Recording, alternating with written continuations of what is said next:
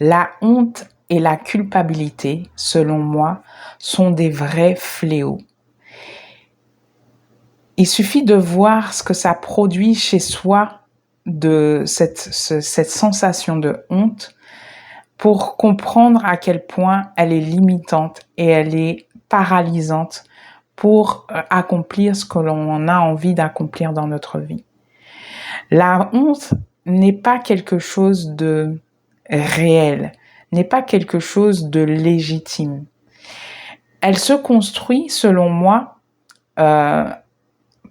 par les expériences que j'ai pu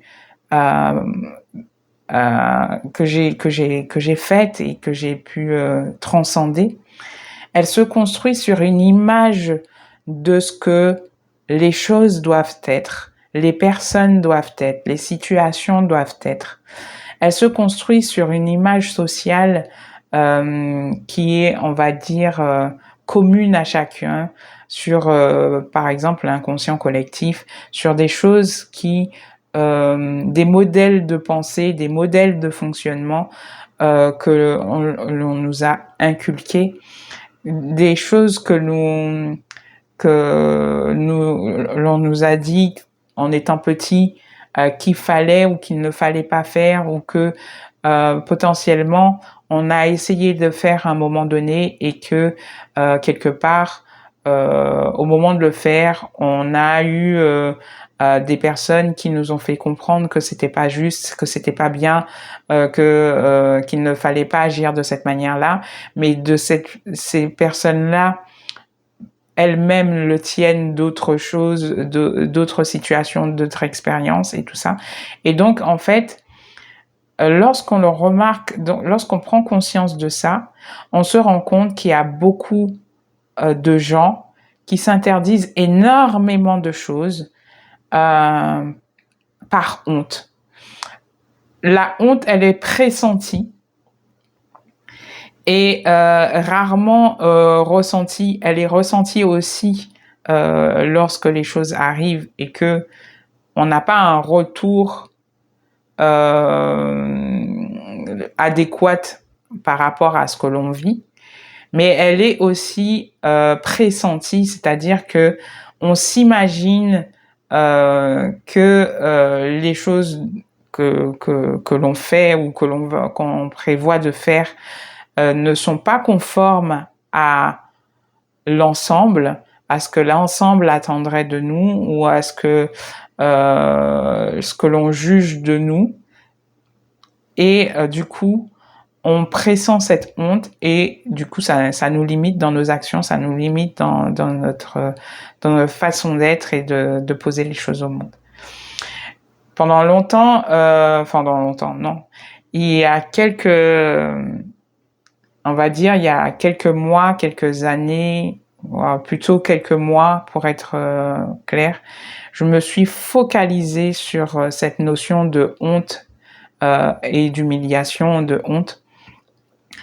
Et j'ai décidé vraiment de transcender tout ce qui potentiellement avait ce pouvoir sur moi de cette honte.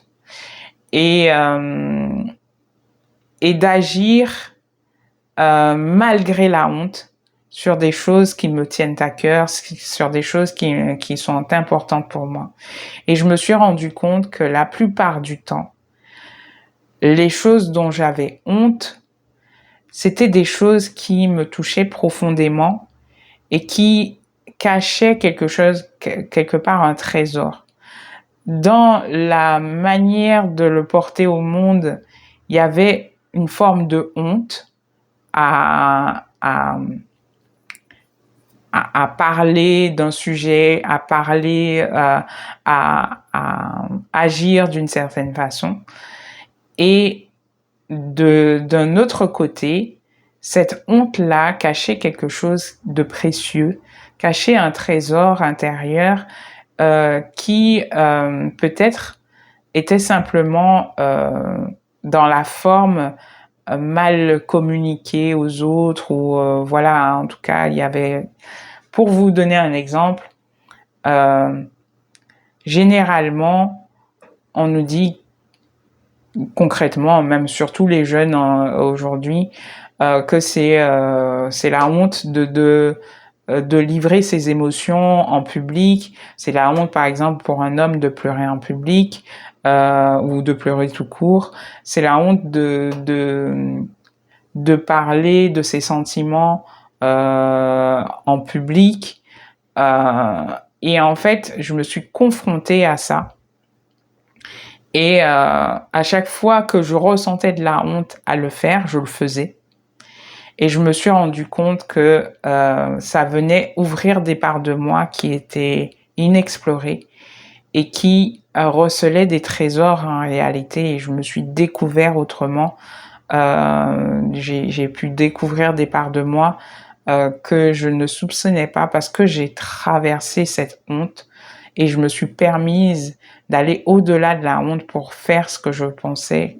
Et je me suis rendu compte qu'au final, en tout cas, les retours que j'avais, et puis je me suis de plus en plus détachée du regard des autres en faisant cela. Parce qu'au départ, bah oui, c'était un effort parce qu'on se confronte au regard des autres. Et puis en fait, je me suis rendu compte que plus je le faisais, plus je me détachais du regard des autres, plus en fait, je me rendais compte que les autres n'avaient pas honte à ma place, par exemple, parce que ça aussi, on peut vivre la honte par procuration, même ça, je comprends pas. N'avait pas honte à ma place, mais plutôt était touché par ma démarche, était sensibilisé par qui j'étais et la manière dont j'amenais les choses. Et je me suis rendu compte à quel point cette honte, finalement, nous limitait dans notre expression. Et forcément, la peur, en plus d'avoir honte, bah, c'est encore tout un système qu'on se achalandé, qu'on se met sur le dos pour ne pas faire les choses.